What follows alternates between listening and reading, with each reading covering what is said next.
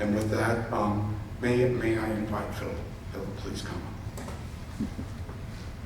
Round of applause, please, for our guest. I'm going to ask Phil to say some words and describe the history of his uncle's logbook, how it came to be, and how it came to be here. Phil. Thank you very much, Dennis. Just to say what a thrill it is to be here with you. I'm going to take you back to 1982, if I may, because that's when the story really begins. Sadly, my uncle Richard died of cancer. Now, Richard was a quiet, private man, and he still lived in the family home in Reading in Berkshire, which was just about 35 miles west of London. He'd never married, but he did have one lifelong passion, and that was a passion for observing aircraft. Now, my father, Sylvan, who is Richard's younger brother, he goes in to sort out Richard's belongings. In the bedroom, he discovers two small little handwritten notebooks that my father had never seen before. They're dated from October 44 to February 45, and they're crammed full of Richard's aircraft observations. Now, a little later on, when we're examining the notebooks a little bit closely, a page in the second notebook opens up to us. The reason? Well, inside is a little press cutting. The headline is, 25 years later, Miller's fans search on. And it's highlighting members of the Birthplace Society visiting Twinwood in Bedford on the anniversary. And my father and I think to ourselves, well, you know, why has Richard placed that there? So we go back to the notebook and look at the particular page. And what's the date? December the 15th, 1944, the very day that Glenn disappeared. So we start scanning down all of the observations. And finally there we noticed in the afternoon one Norseman going east-southeast. Now, had Richard witnessed Glenn's last flight? I mean, from our perspective, we didn't have a clue. We didn't have enough knowledge. In fact, I suppose looking back, you know, we were pretty sceptical. You know, we were just thinking, well, you know, that's wishful thinking on Richard's part, surely. So for that reason, and combined with our busy lives, the two notebooks back in the bookcase, and to some extent forgotten. Now the decades roll on, and I'm talking about 2 or 3 decades now. And then finally, the Antiques Roadshow visited us very close to our home, and my father said, you know what, I'm going to take them out and I'm going to take them along and see what happens. Well, the Roadshow team were obviously very excited and interested, and obviously with that Glenn Miller possibility, they decided to film the item for the show. So as you can imagine, suddenly things were getting pretty exciting for us now. But we had to think, well, what's the next move? Because the Roadshow actually didn't encourage us to do anything. So we were sort of left to our own devices, and through a few contacts, this name came up, Mr. Dennis Spragg. And we thought, well, who is he?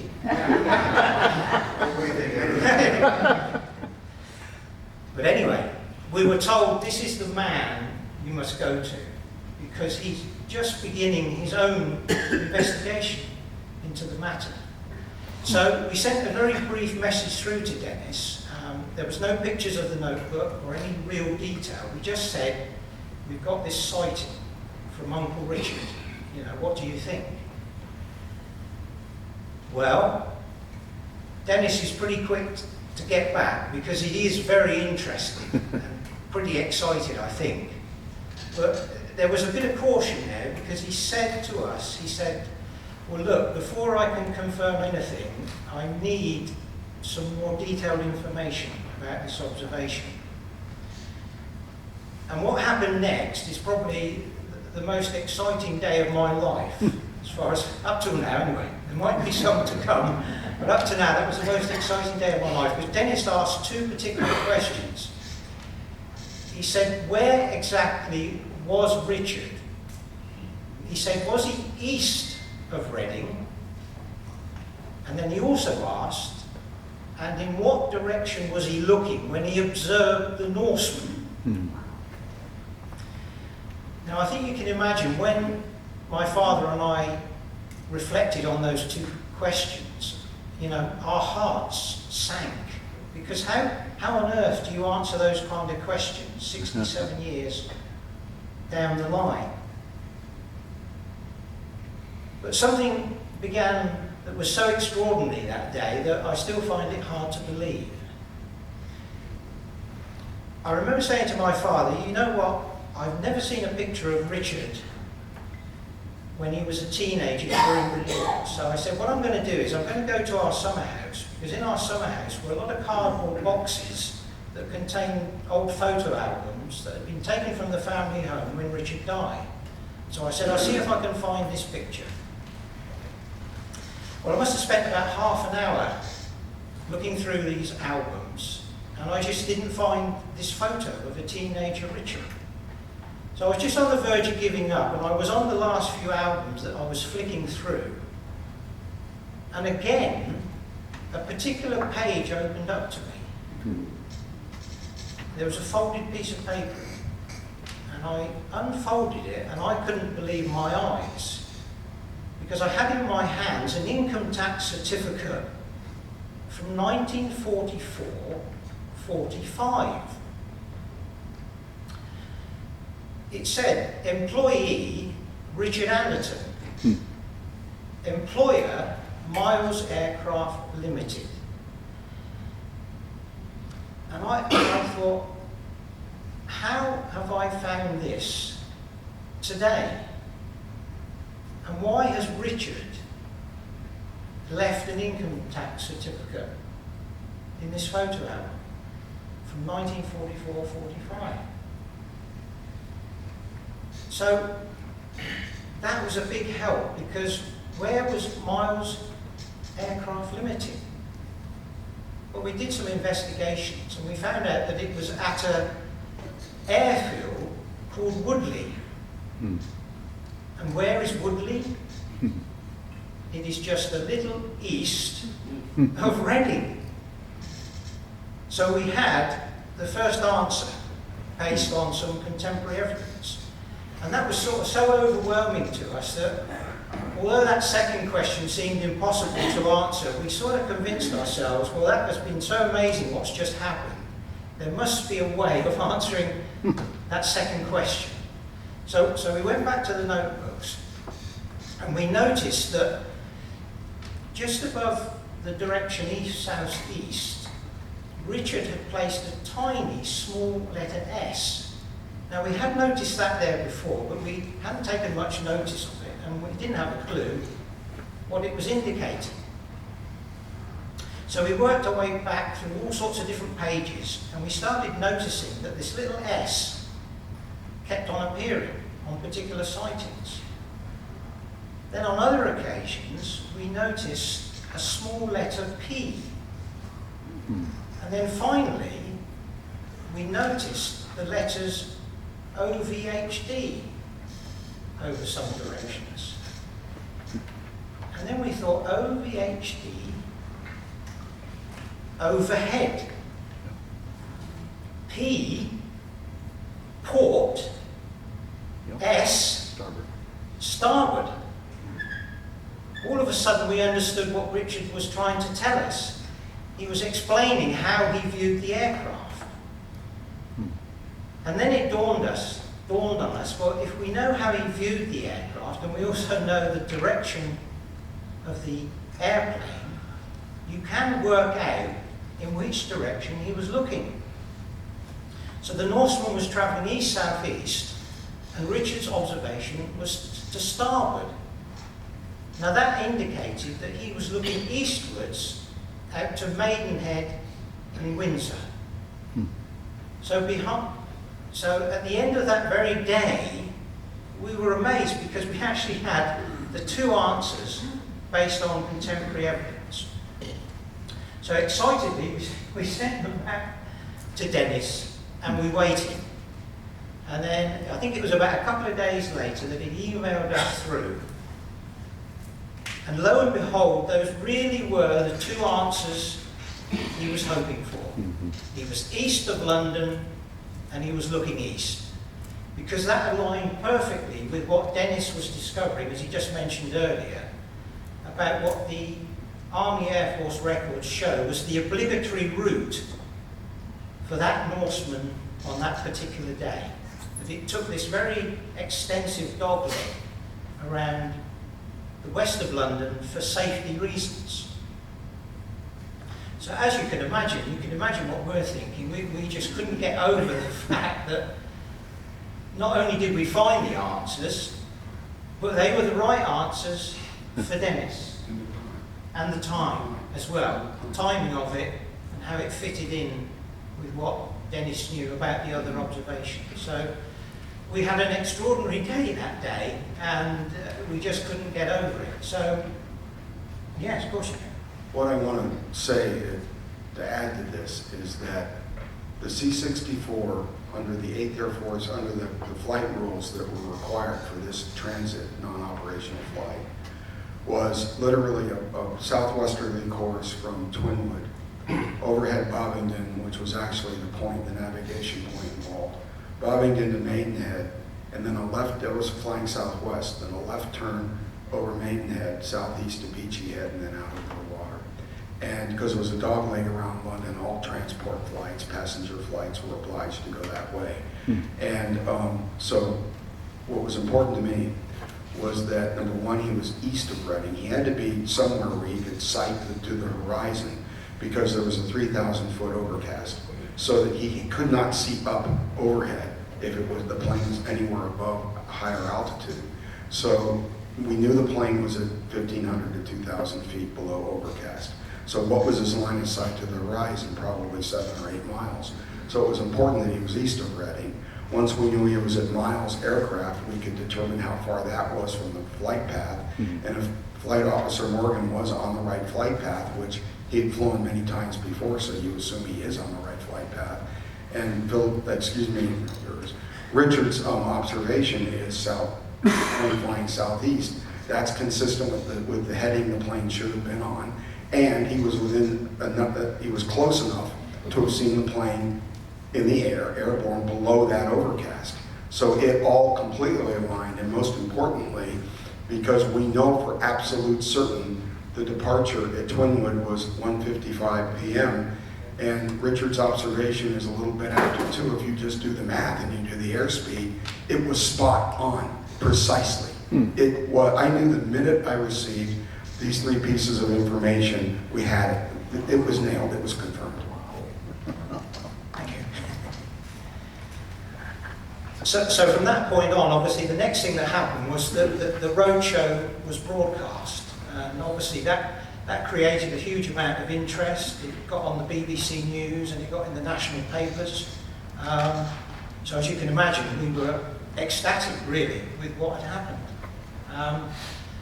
But the interesting thing that happened next was we were thinking, well, everybody's going to be happy with this. What's happened? How can you not be? But there were some interesting developments. I remember we did go to the Museum of Berkshire Aviation, which is quite interesting because it actually sits on the site of this Woodley airfield. So we made arrangements to show them Richard's notebooks.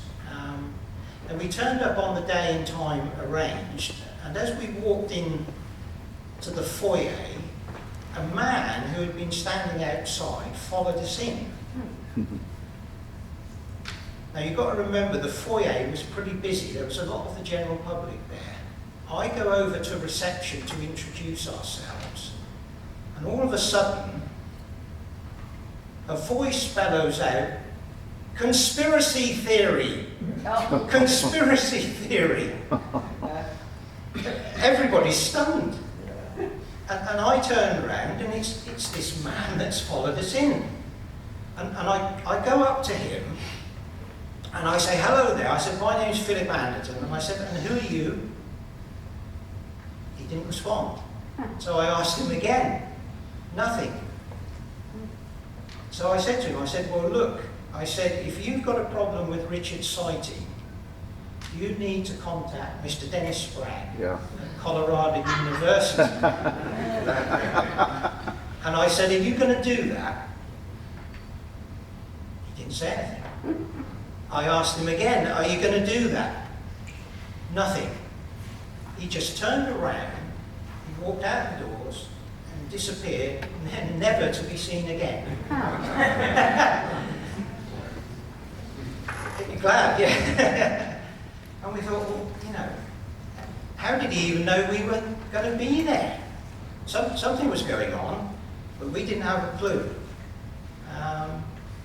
And just finally, one little incident, if I could just say, and I should be finishing then, Dennis, is the other great interesting event was I wrote to a gentleman by the name of Roy Nesbitt. Now, I don't know if you've ever heard of him, but he's an eminent British historian who had also done his own investigation into the Miller mystery. And in my innocence, I wrote to him about Richard's sighting because I thought he's going to be excited about this. Well, the reply that he gave me stunned and completely puzzled me because he said it was completely preposterous that the Norseman could be so far west of London. And he also said, I don't think your uncle saw a Norseman, it was probably a Lysander. And I thought, well, what's going on? And I contacted Dennis and we discussed it at great length. But then we began to appreciate that this sighting had an incredible effect on the Lancaster bomb theory, which was the theory that Roy Nesbitt was the chief proponent of. He understood that Richard's sighting of the Norseman way out on this extended dogleg didn't permit the timings to fit of the Norseman over the channel for the bomber's timings to fit. So he was, I mean, Dennis actually used the word, Roy's terrified, didn't you, in a letter. He was terrified at this new information. And for a couple of months, with the help of Dennis, we did reason with him respectfully, didn't we? Tried to get the point over, but there was no movement. He was completely intransigent. And sadly, by 2014, I think it was, poor old Roy passed away, didn't he? Still sadly clinging on, you know, to the bomb theory. Yeah, 3 seconds. I feel very badly, in retrospect. One thing that I regretted about the whole Glenn Miller disappearance, resolving that situation, was Roy Nesbitt. Roy was a wonderful, wonderful man, a very charming fellow. I met with him several times in the UK. He was lovely. He helped me out a lot. I think so long as he thought I was going to substantiate and back up his Lancaster claim. Roy, unfortunately, took the original observation of Fred Shaw, the navigator, at heart and believed it. So he had been with Lancasters during the war, so he knew what he was talking about. And that, you know, the times, the British kept time to GMT in the aircraft. Of course, I found out when I looked at the British and American military records that was ridiculous because Chafe was on one clock. You couldn't have the British and American Air Forces on 2 clocks. They were both on British summertime and BA GMT +1 because they did double summertime in the summer and summertime in the winter. Well, anyway, to make a long story short, Roy was an hour off.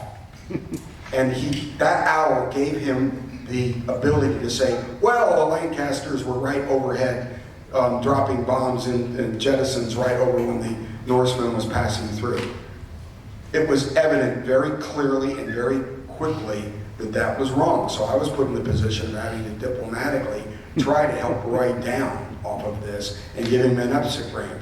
You know, sometimes in life when people are making arguments and they stuck their neck out, and Roy had already published a couple books backing up the Fred Shaw claim, which was in and of itself ridiculous all the whole way, but that's okay. For 40 years, people, the whole media bought into it and said, oh, we now know what happened to Glenn Miller. No, you didn't. Because as it turns out, the Lancaster bomb jettisons were at 1:20 p.m., more or less, between 1:10 and 1:25, over that area. You know, because they were in the wrong place. They jettisoned over an air route. And it turns out, we find out in the military records, they jettisoned over a ferry flight of American planes that they almost bombed. They almost did hit a couple of them, but it wasn't the plane carrying Glenn, because it wouldn't have come along to that mid-channel area till about 3 p.m., 5 of 3 o'clock. And by the time Glenn Miller's plane was out over the water, the Lancaster, the Fred Shaw as a navigator on it, was on the ground with the engines shut off at their base at Methwell. They had already completed their flight according to their own flight logs. And Roy had his neck way out on this one, tried to give him an exit ramp, tried to give him a diplomatic way out. He refused, and I'm sorry, he passed. At least he passed before Glenn Miller Declassified came out and he got egg all over his face. I really feel bad about that, because he was a very nice man. He really was. Anyway, so yeah, thank you. Yeah, so moving on to 2017, it was obviously quite a thrill for us when Dennis produces the definitive account of that day, and we've got Richard's sighting as part of the event. You know, so that was a real thrill.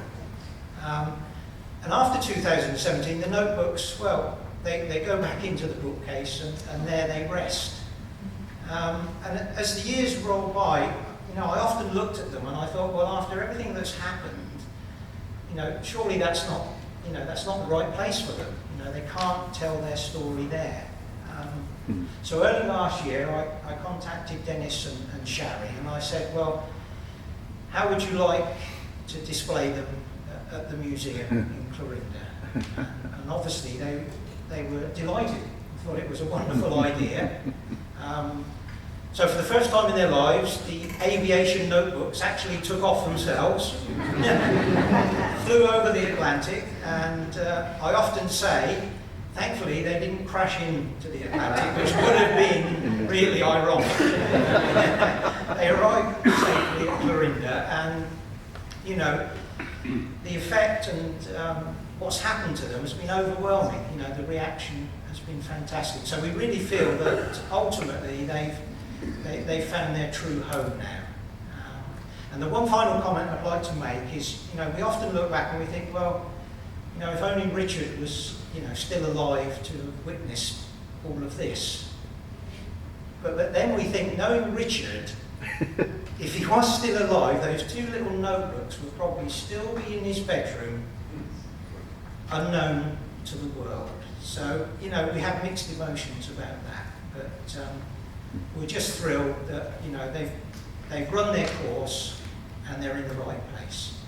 So thank you.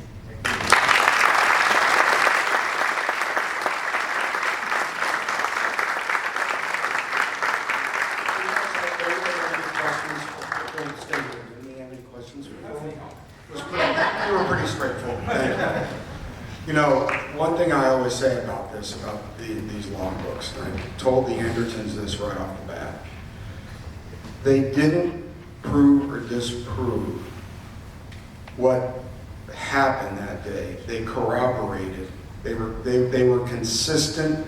That sighting is consistent with the other information that we already knew, and then had subsequently gathered in recent years from military records, common sense, logic, and a lot of other. And the original observation from the Royal Observer Corps on that day in the 245 observation window where they said Norseman passing overhead American national insignia. Well, there was only one Norseman flying that day with American national insignia, and that was that plane. So the point is that, as you always do with fact-based history, is you try to corroborate multiple sources and see what happens. You don't just go to one source and say, I got it. You take the British records, the American records, everything else. So anyway, thank you, my friend. Really appreciate your coming. And it's an honor to have the documents here. And I encourage everyone to go to the museum and look at the logbook when you get a chance. It's a very touching thing to see.